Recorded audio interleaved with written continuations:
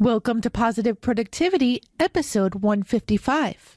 The Positive Productivity Podcast was created to empower entrepreneurs to achieve and appreciate personal and professional success. I'm your host, Kim Sutton, and if you're ready, let's jump into today's episode.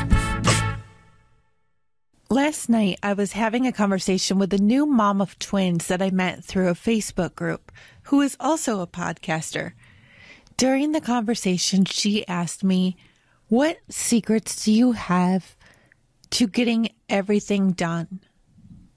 My response to her was, positive productivity isn't about perfection, but it is about admitting that we can't do everything. Friends, my house is a wreck. I don't cook all my meals, and my laundry is most often in the laundry baskets until it is actually put on somebody to wear. My inbox is not always at a zero, and my task list, if I wrote everything on it, would be 10 miles long. However, a big part of my personal and professional journey this past year has been realizing that I cannot do everything myself. And furthermore, I can't do everything. If you're stressed out trying to get everything done all the time, it's time to take a step back and decide what the true priorities are. Do you really need to tackle everything on the list? Is there anything that can be pushed to the last page in your notebook and potentially forgotten about? And if you don't do those items, what will actually happen to you or your business? Is it going to crumble, or is it going to be just fine?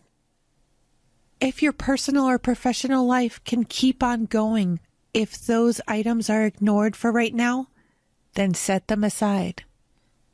With those set aside, look at the rest of your list. What items do not have to be performed directly by you? Are there tasks that you can outsource, such as housekeeping, lawn work, any tasks within your business? If so, start looking into your options. Just last night, I finally got myself back on board with my podcast editor, and it's embarrassing to tell you all how much time I was spending editing my own podcasts for the last 3 months. But now, knowing that the big task of editing my podcast is off my plate, I have so much peace, and I know that there is so much other greatness that I can be filling that time with, including even a nap. Last, I want you to look at the items that only you can be doing. What's the number 1, number 2, and number 3 priority items on that list? Put those at the top of a sheet of paper and set the rest aside for a future date. Now, when I say your number 1, your number 2, and your number 3 priorities, I don't mean a huge project. I mean a specific task.